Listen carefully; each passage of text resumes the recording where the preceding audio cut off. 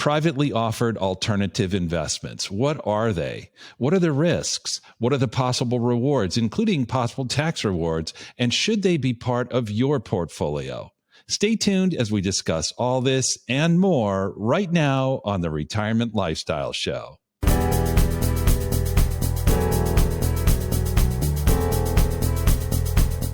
The Retirement Lifestyle Show is back with another episode today.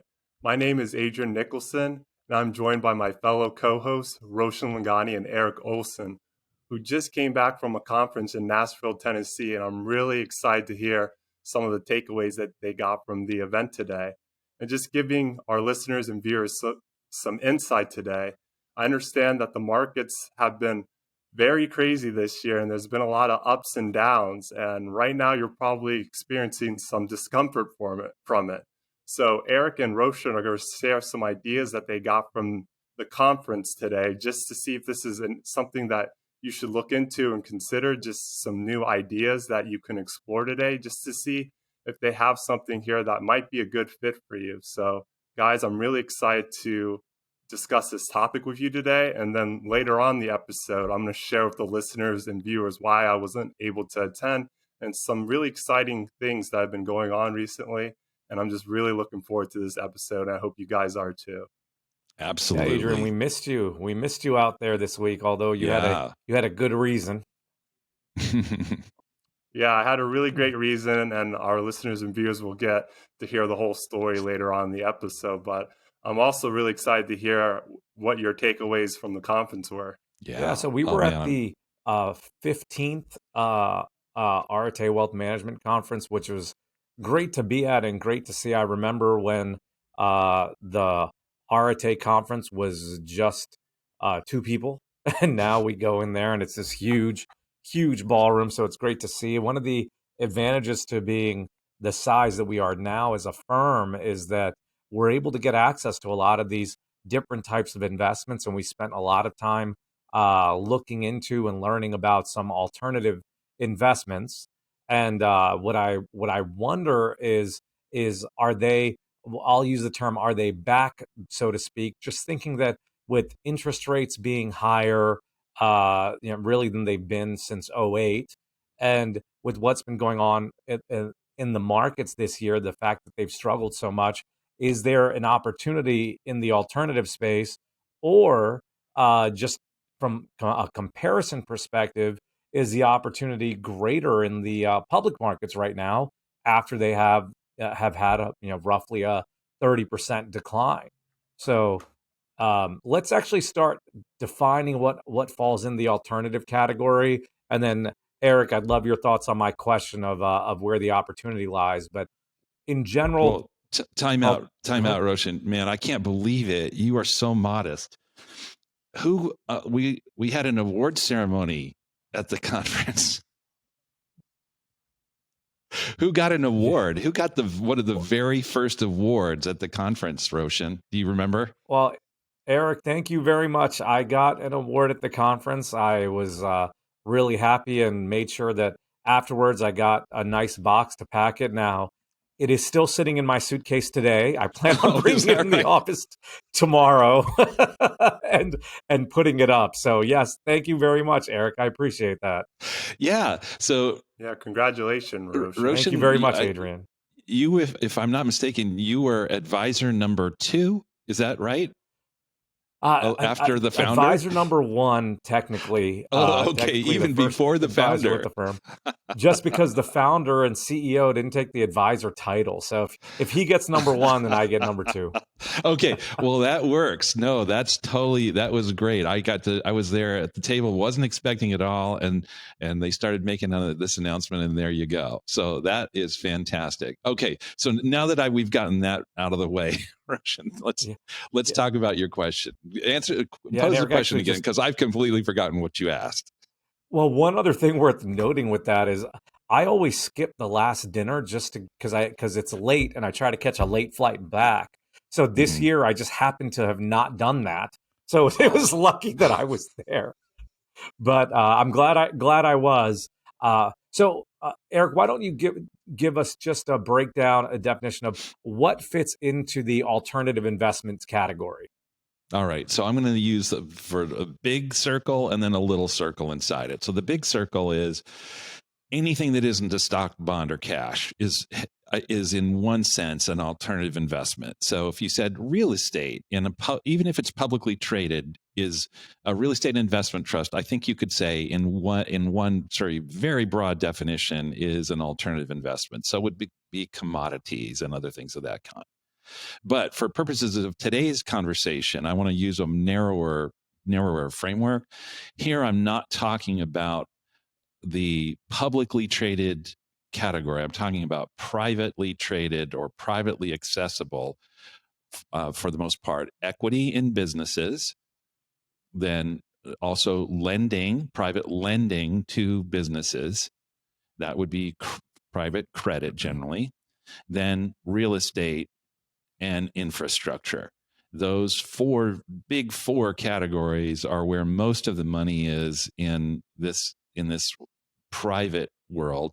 And then, as you've pointed out in the past, Roshan, there are a couple of or a number of other more specialized categories. I think we can now more recently add, for example, crypto assets. We've talked about cryptocurrencies and NFTs and things of that nature, and even things that we might overlook but are relatively large markets in their own rights, namely wine, which I think you pointed out is nearly $500 billion market from an investment standpoint on an annual basis, and then also art, which is not quite 100 billion, I mean to say, in terms of the size of that market investably each year.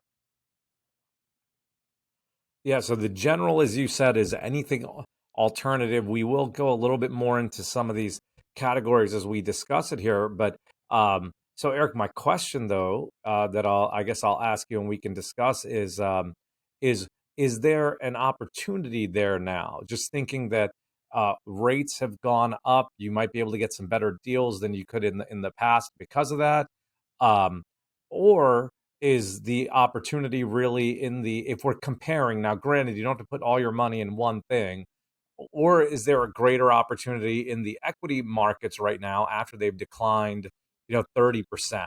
Do you have any thoughts on that? Where do you think as an investor you have a bigger opportunity right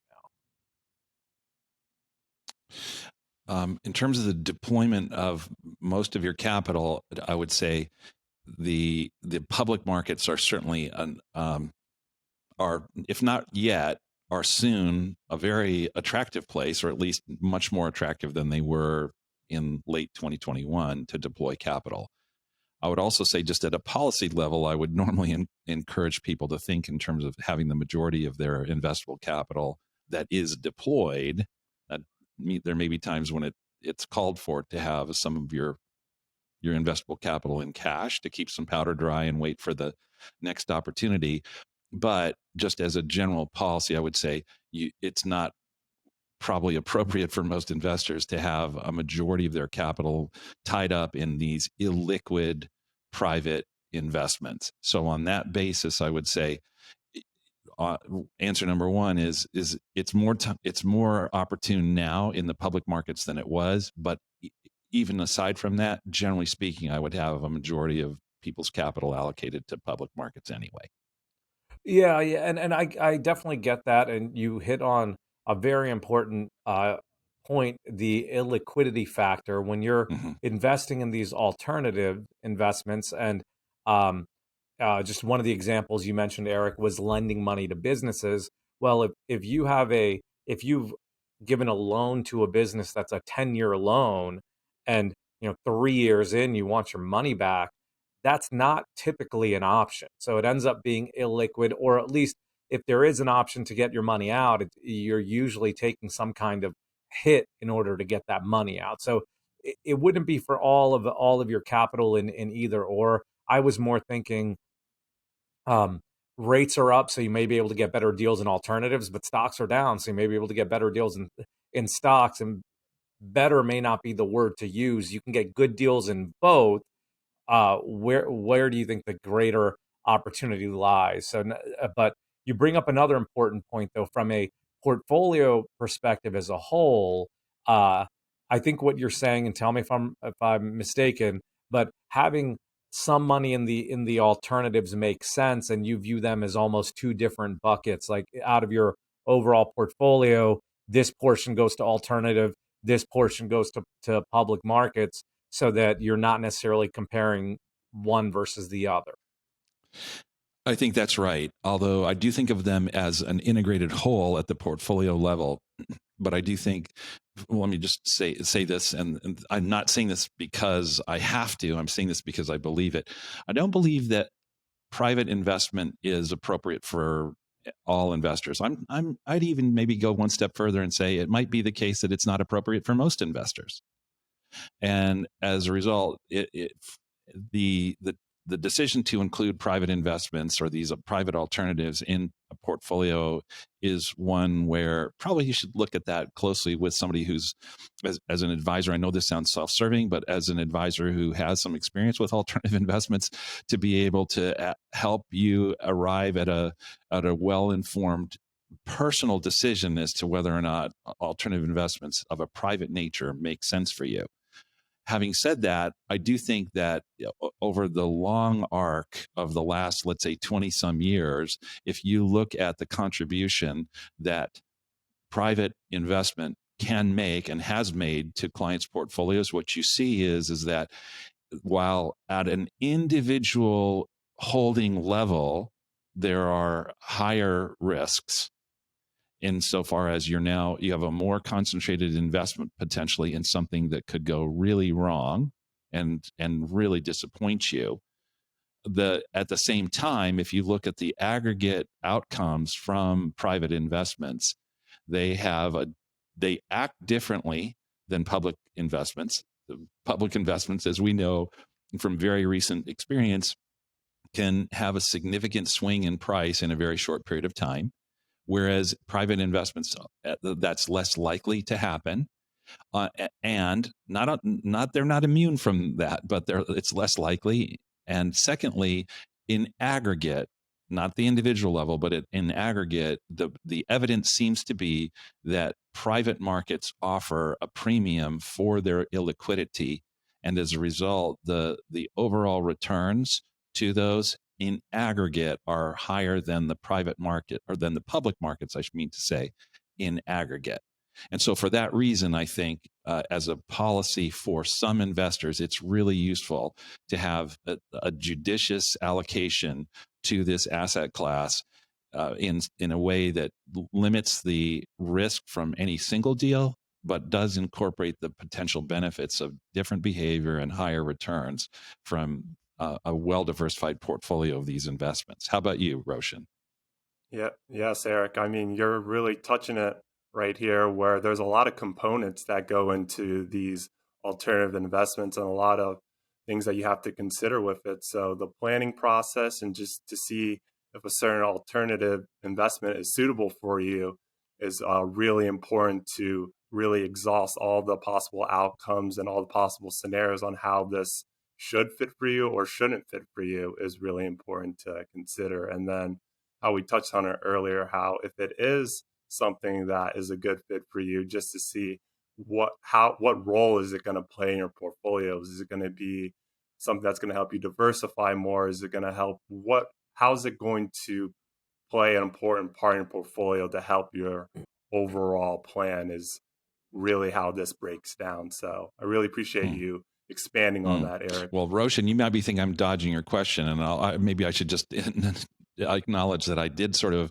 go to the general response as opposed to the specific response. I do agree that the fact that interest rates are higher right now makes some of the private equity deals a little bit harder to pull off these days, because now many of them use a process known as leverage buyouts. If they're having to pay more for the bank credit or the other sort of institutional credit that they might obtain to augment your capital, if they're paying more for that, that does mean that it does squeeze out some of the potential return that super easy money was offering them. True. I was actually thinking the opposite, though, thinking about the debt side of the market, right? Because you mentioned something important, actually, the illiquidity premium, meaning you get paid a little bit more because your money's not liquid. Mm-hmm. Well, on the debt side, you should be able to get higher rates now, and then you add on that premium. So there may be opportunities as a lender where you can get better rates than you have um, really since '08. So I think when you had mentioned that they're private equity, private debt, and then you'd mentioned crypto. I think you just look at these different spaces and you see, well, where is there a better opportunity now? And that's where I think that the interest rates may have created an opportunity. Now, I did ask that question in the beginning in the context of comparing the current equity market state versus the private space. And you've got another thing that you'd mentioned, Erik, was you've got the volatility in the public markets that you tend to not have, at least to the same degree, in the private markets. And I'm just going to explain that further. If you go out and lend your money to Microsoft and you get a public bond, well, that bond has a new price every day and multiple times a day. So you put in $1,000 that you lent to Microsoft, they may be paying you 3% over 10 years. So you're getting that money, that 3%, but your $1,000 value is going up and down. Well, in the private space, just because they're private, you're not seeing the volatility in that $1,000, at least not multiple times a day. They will get updated values and so on to the portfolio, but it's definitely not that's the same degree of volatility. So that's a question of volatility. And I think you've also got to look at how you define risk. I think versus volatility, the definition of risk is more what's the likelihood of loss. Well, in the same example, if you're lending your money to Microsoft or lending it to private company XYZ, Mm-hmm. even though you'll see greater volatility in that loan to Microsoft, it's probably a little bit of a safer bet there just because they're such a large company versus a smaller mid-sized company you're lending your money to, which is why you get a premium as well. I agree with that. So that's an interesting point. Your view is that if I understood you correctly, that higher interest rates should make the appeal of private credit stronger, because now private credit has to offer a higher rate of return to induce people to turn from public credit to private credit. Did I understand you correctly? Correct. Yes. So that's interesting. I suppose that that makes sense because it is you're competing to attract capital, and so maybe that induces it. It does strike me though that the structure of many alternative deals and if you're listening to this and you're going, what is he talking about? The structure, when someone goes out and let's use real estate, they want to buy an office tower. And let's say it's $1 billion office tower. They'll typically borrow from a bank about 60 to 65% of that. In other words, in this case, if it's $1 billion tower, 600 to 650 million of that will be money borrowed from a bank. When interest rates are super low, that's great. Then they've covered roughly 2/3 of the cost of that building for a really, really low underlying interest cost. And that makes the rest of the deal, all else being equal. That's an important caveat. All else being equal, it makes the rest of the deal then have more of the overall potential profit from that decision to purchase that building and then lease it out and so forth and so on, maybe make improvements, maybe flip the building. It makes more of the benefit of that have flow to the remaining 35% of the deal rather than the 65% of the deal that's the bank. On the other hand, if the interest rates that are being paid to the bank now are higher because generally speaking, interest rates in the environment have gone up, that means all else being equal, that there's less to be of the benefits to be reaped by the 35% that's the non-bank part. And so on that basis, it seems to me that, again, all else being equal, it does put some pressure on the opportunity for private credit to take part in that. Because what is private credit actually? Private credit is actually not, in the kind of usual sense of it, it's not a bond per se. Most of the time what it is it's something that is referred to as mezzanine debt, meaning it's equity like in its from the vantage point of the bank. The bank looks at it as equity-like, but within the structure of that 35%, it's given some preferences in terms of the order in which capital would be returned if something didn't go as planned. Right. And Eric, but that's just comparing that one type of deal, right? There are companies that do other types of borrowing that's not associated with real estate, that might be for working capital. It might be for an acquisition, but where there aren't those other competing debt components that will take away from you potentially lending to them, right? Where you as a lender can just That's get a a good higher point. rate. Okay, that's a fair point. Yeah. So if you're saying it's now someone who needs more capital, the bank is only willing to pay them so much. Now they have to go out and obtain the balance from private sources, and so as a result, they've got to raise the offer in order to induce that capital to flow to them. Is what you're saying? Exactly. Yes. Okay. Yeah, that's a fair point. All right. Well, good. Yeah, there are plenty of types of alternatives, and I agree with you though that there are some where the higher interest rates will likely lead to lesser of an opportunity for some investors. Mm-hmm. Well, so did we? I think you had wanted to cover this topic. Does it make more or less sense right now, given this environment, to invest in it? Your sort of final takeaway. I've said I think it's all else being equal, it's slightly less advantageous to take advantage of private investments now than it might have been a year ago. How about you? I would give you the same answer a year ago as I will right now. It depends on the deal you're looking Okay. for. Right. Okay. That's Every really every market's a good market for something and a bad market for something else. beautifully done, Roshan. Thread the needle. I love it. Don't answer the question. But I think I gave the answer earlier when I said I think that it is a good opportunity for some in the debt space. Good. Okay. Right. No, that's fair. That's fair.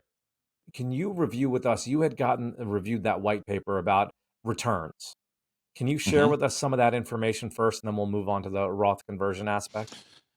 Yeah, sure. So in terms of one of the presenters at this conference was maybe I shouldn't name names, so maybe they don't want to be named, but they offered one of the charts. Yeah, I'm just going to go ahead and cite them. It's a group called Hamilton Lane, and they do a lot in the category of private investment, and they showed something that was running from 2000 through 2020. So I'm going to describe, not show this time, because I haven't gotten permission to show. But the what they showed was a graph that illustrated what has taken place in public markets using public market equity across the world, and how have returns flowed in public market equity across the world. So let's use 2000 as an example.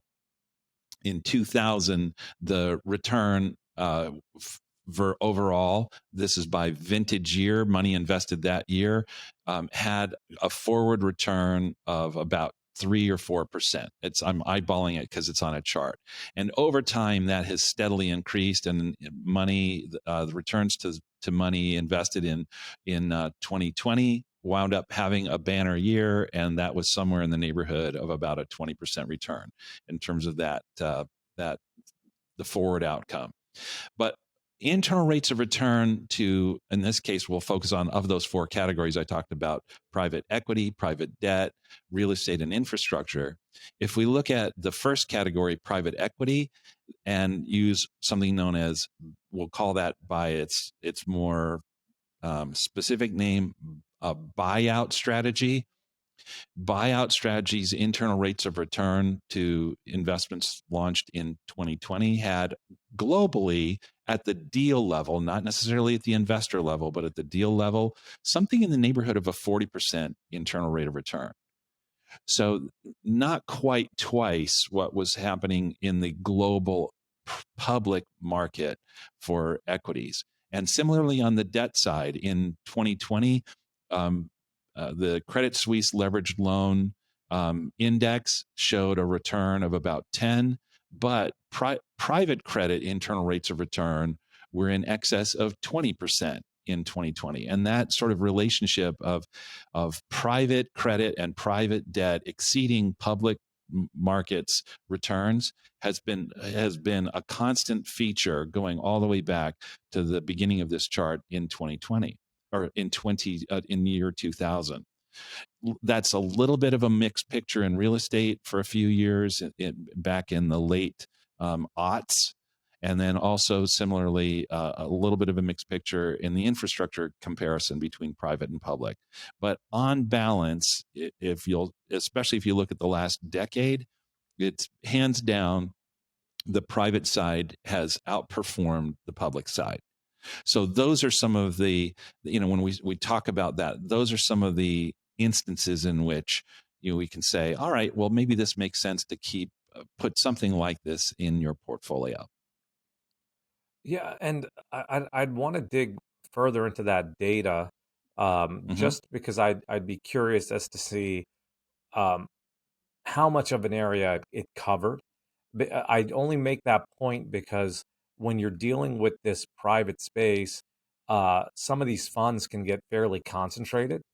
So my point being, if you're getting fairly concentrated, you need to be careful with what you have, because what we're looking at is what the average thing has done. But there definitely have been uh, investments in that space that have taken a loss, and if that losing investment was a big part of your concentrated fund, it could you may not have seen those numbers.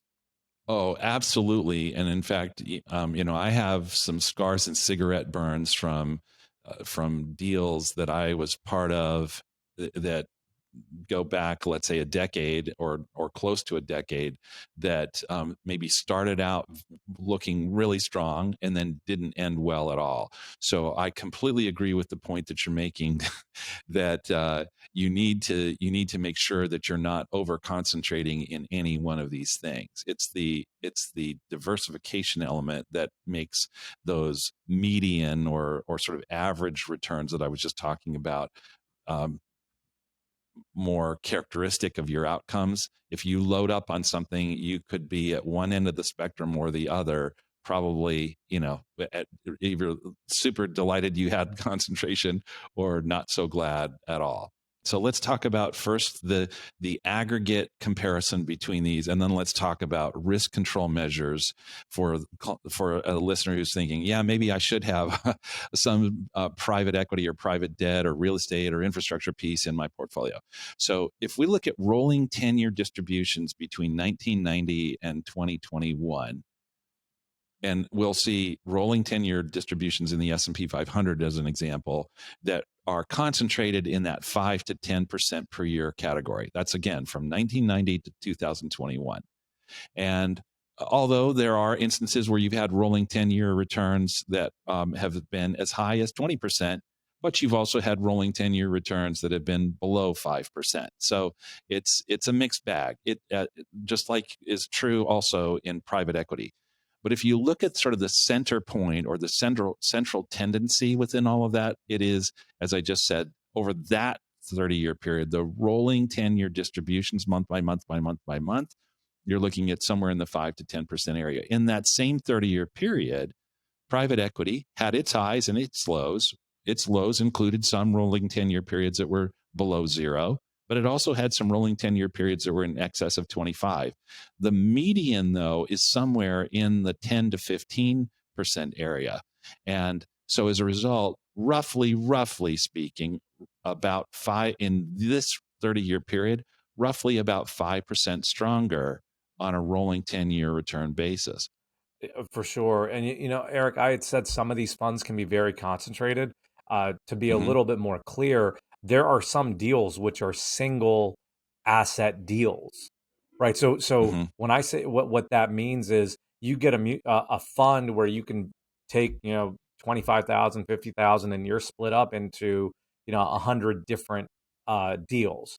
Whereas you can take that same 25 or 50,000 and buy a fund that only invests in one thing. And by one thing, I mean literally, like using housing for example. I have seen investments where it's literally one apartment building where you're invested in. So Mm-hmm. you've really got to look at where is your money actually going in the alternative space, and are you diversified at all? Like if you said, hey, I'm going to put $25,000 in the alternative space, and then you put it in this one fund that invests in one apartment building, well, you didn't put 25 in the alternative space in general. You put 25 in one apartment building. So you might say, okay, well, then it's a no-brainer. Let's do private equity. Well, as you pointed out, Roshan, any one deal can go wrong. And so when I talk with clients about how much of a portfolio should we consider allocating, if at all, to this or that project, especially if it is, as you pointed out, Roshan, very concentrated in one sort of thing, an apartment building or one project or this or that. My usual counsel is let's think about it like this. If you lost it all in that particular project, what would be the amount that you would say you're indifferent to its disappearance? And of course, every client's going to have a slightly different answer to that. But I would say, in general, my counsel to clients is to think about probably not more than 2% of your investable assets in any single project or in any single deal, if you will. Why? Because if it does go completely wrong, 2% is probably not going to be the thing that makes or breaks your ability to live and accomplish the financial goals that you had held out for yourself. 2%, it's not fun to see it disappear, but it's also not consequential in the big scheme of things. We see in the last few days or last few weeks, we've seen movements in the S&P 500 on a daily basis that have well exceeded that 2%. So, in that sense, that permanent loss of 2% of your capital on that one deal is probably not going to be a deal breaker. Now, your thoughts about that? Yeah, just boil it down to the individual level, like we Mm-hmm. mentioned earlier, I think is really good. Outlining the risk and the possible return is just a good starting point. And that's, I mean, like we mentioned, all these private funds, these alternative investments, they're all different. So if you find one that you're maybe not comfortable with the risk component of it, look at another one, just consider another one that might be better for you, or even better, just diversify across a number of them to just smooth out the ups and downs of it. So definitely agree with you on that, Erik. Yeah, and Erik, I like the approach of what you're investing in this space. Are you willing to lose, and Mm-hmm. what percentage is that of the portfolio? 2% is not a bad number, but like you had said, for some people, they'll say, "No, I'm not willing to take that kind of risk at all," and then they put nothing Right. in the space, which is okay, Mm-hmm. right? I'm Absolutely okay. Yeah, I think our discussion today is not pro or anti alternative investments. It's more of a discussion of, well, this is a space that's available to you that you probably don't hear about very much, and Mm-hmm. with that being the case, is there a place for it in your portfolio at the moment with what's going on in the current Mm-hmm. market environment with risk tolerance and so on? So I think going through performance is definitely important. And when you went through some of those numbers, you had said, in the 10 to 15% neighborhood, you're seeing that there is that premium you get for illiquidity, but Mm-hmm. diversification is still very, very important.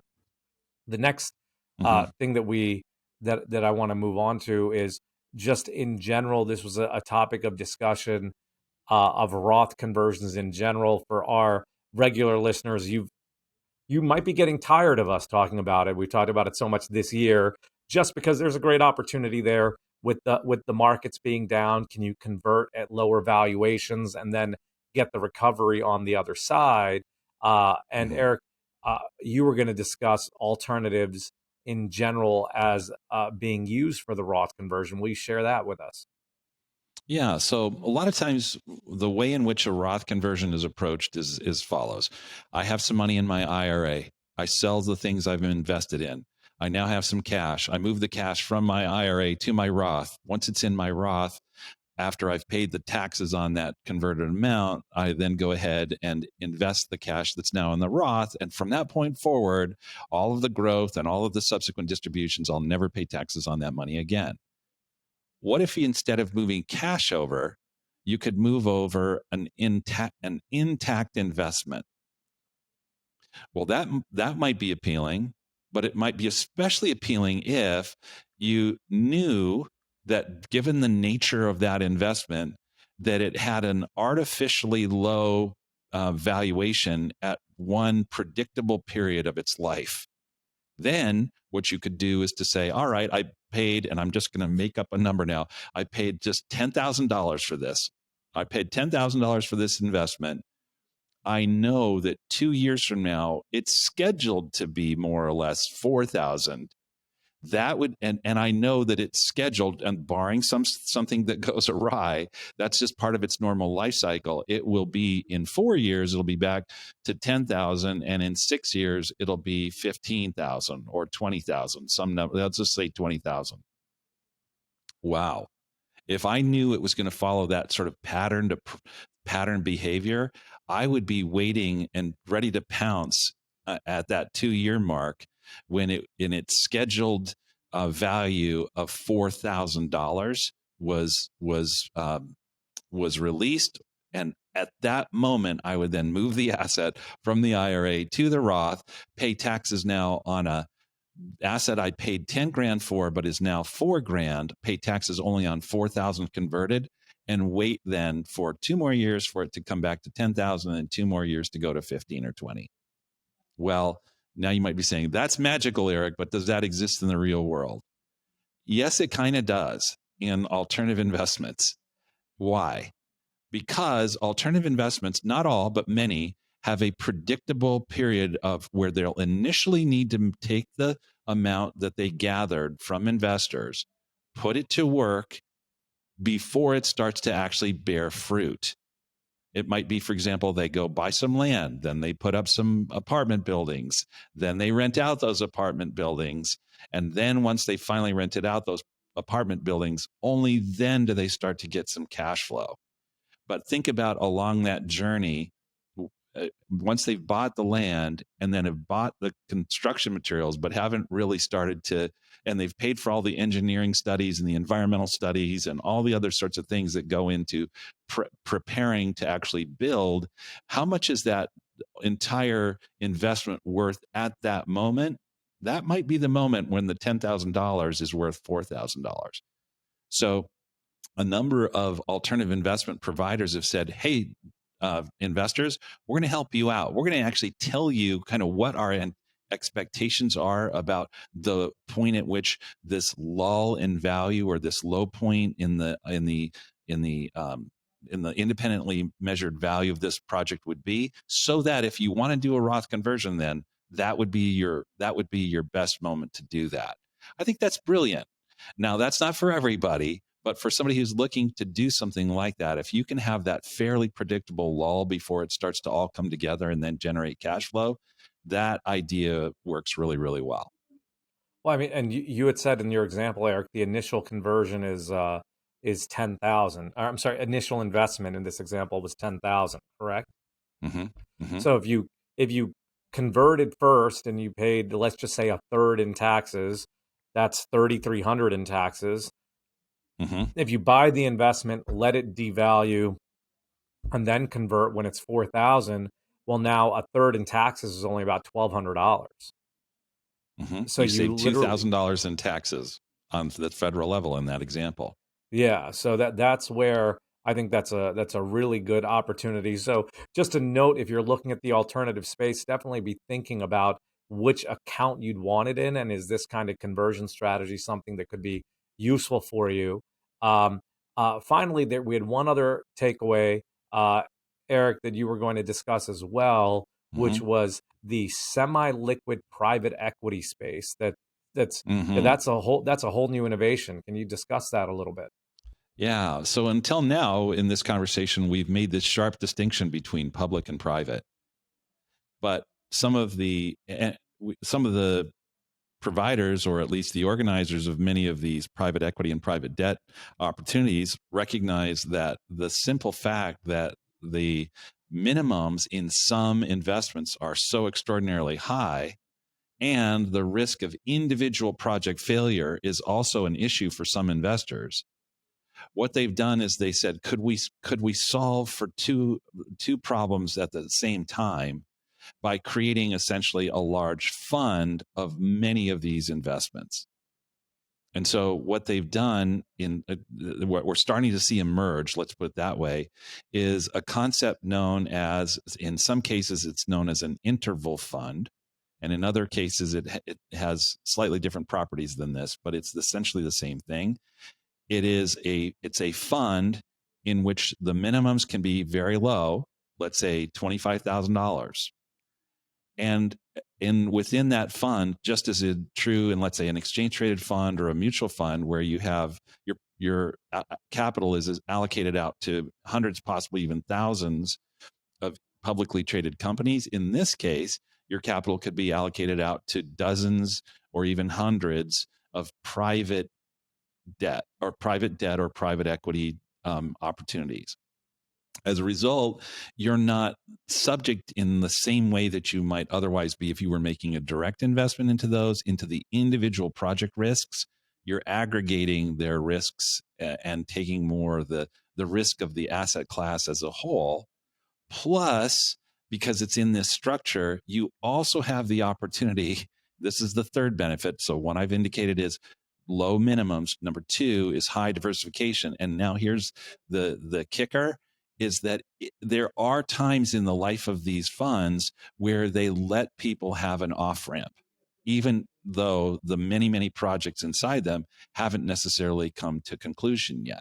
So there are different structures and different sort of rules that they adhere to about exit. Some, it's a regular quarterly exit opportunity. Others, it's an announced exit, but they deliberately do make these exits. Why do they do that, and how can they do that? Are they selling some of those privately held companies, or if it's illiquid, how are they doing that? The answer is that they're admitting other investors in, whose cash then they are able to use to allow you to get out. And so really someone is just buying out your share, and then you have the liquidity that you're looking for. I think this is a fantastic innovation, and it's kind of early in this game on some of these. There's more of them on the real estate side already, the institutional real estate.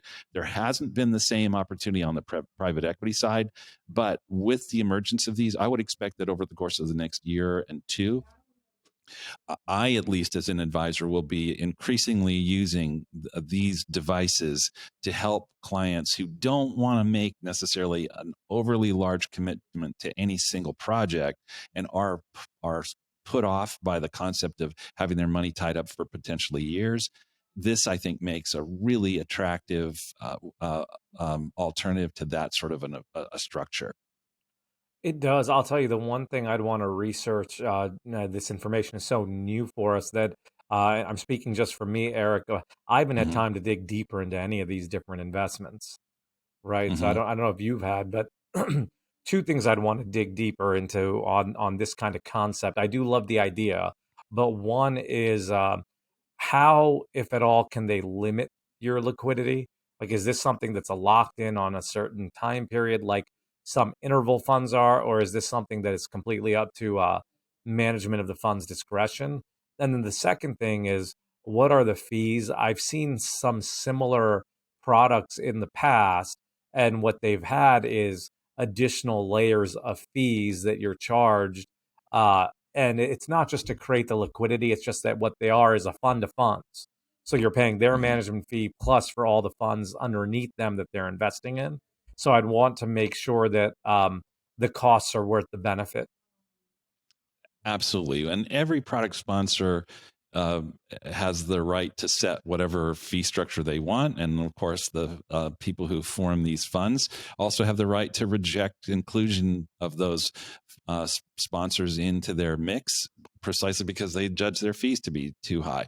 One of the products, and I'm not going to mention it, but one of the products that we were looking at, they had said that they had negotiated with the product sponsors that there was no sort of upside participation that the sponsors would capture. So let me explain that. Put that in context. That's the content comes mostly from the hedge fund world, where historically you had two expenses that you would pay to the hedge fund managers. Number one was an ongoing annual charge, commonly around 2%, sometimes 1, sometimes 3, but typically about 2% per year. And then any quarter in which they ended the quarter at a new all-time high watermark, then the fund managers would get some proportion of that increase above the prior all-time high watermark. Typically, that would be 20% of that. So hence that arrangement was called 2 and 20. In this case, what they've said is they've only incorporated sponsors who are willing to forego the second part of that fee. And so they just have a base underlying investment management fee, no upside share in that gain. I think that's an interesting concept, and that gives clients some idea of at least a little better idea of what to expect with the outcomes. But I would be expecting to see those underlying expenses be still in that probably 2% range, maybe possibly 1. And then the question is their overall return profile, does it justify incurring an ongoing underlying expense of 1 or 2%, especially if that, just to acknowledge the cost that we as advisors impose as well. If we're charging an advisory fee that overlays on that, then you have to ask, when all the fees are taken into account, does it still seem like it's a good contribution to the outcome of the portfolio? Agreed. I like the concept a lot. Could the fees be eating up the historical outperformance / illiquidity premium? I guess that would be what needs to be determined. Exactly. Right. Well, it was a great conference, Adrian. We missed you. We missed you there. We mentioned earlier that you had a good reason. Do you want to share with everyone why you missed it? Yeah, of course, guys. My brother got married, which was such a great time. A lot of memories were made last week. It was incredible. They got married in DC. The ceremony went great, and we were all staying at an Airbnb, a nice townhome in DC. So that was awesome that they set that up for us. It was a really great time. The most tense moment had to be when I gave my best man speech, because like I said, it was my brother getting married. So I was like, can't mess this up. It's got to be funny. It's got to just show why we were the best brothers ever and just share all the memories to everybody. And I spent the whole week memorizing it, and I just crushed it.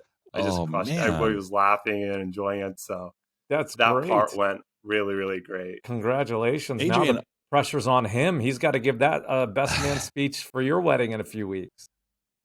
Exactly. And he said some of the lines that I mentioned he was going to use on mine, so I beat him to the punch on that one. So that was a good one. Well planned. So it was definitely a great time. I think that's amazing that the two of you did that, because no one has more capacity to destroy you probably than your brother, because he's seen you since the get-go. Exactly. 6 years older, so he definitely had a lot on me. But I thought that was really funny when he said some of the stuff I mentioned in my speech he was going to use. So that was that definitely shows how close we were. So that was really great. And then they also got us all tickets to see Hamilton at the John F. Kennedy Center in DC, and that play is awesome. A lot of drama, a lot of singing, a lot of rapping, a lot of history built into it. So like I said, a lot of great memories were definitely created last week, and that's what it's all about. Well, I think we need to do the after party recording here and have you recite the best man speech you gave, just to capture it for our posterity. I'm so burnt out after memorizing it for a week that it's just not even here right now. I don't believe maybe it, one day, but okay. Maybe one day. But it was really great. Like I said, for a best man speech, there's got to be jokes in there. There's got to be memories. There's got to be it's got to have a little bit of everything in there. And I pretty much knocked out everything. I didn't miss anything that I memorized too. So it was definitely awesome. I crushed it. And I was really happy about that. And the wedding just went so well. The ceremony went really well. And my new sister-in-law, Kelly, she's amazing. I can't be happier that she's a part of this family. That sounds well. It sounds like you great. really mean it. That's good. Well, I was like, it sounds great, and it sounds like definitely you made the right call with skipping the conference. Yeah, I definitely wish I got to go there, and I haven't seen Erik since the last conference we went to, so I was definitely bummed about that. But I really appreciate you guys sharing all that information and all the different investments that are out there from the conference. There's definitely a lot to unpack there. But like you said, Roshan, you got to definitely do a lot more research and look a lot more into them just to see where the opportunities are. That is for sure a lot to think about for everyone that's listening and that's sticking out with the end. Do your research. It's definitely worth spending the time to look at the investment opportunity available, and then you can make a decision whether it works or not for you. Please give us 5 stars, like, subscribe, tell your friends and family. Thanks for listening. This has been the Retirement Lifestyle Show.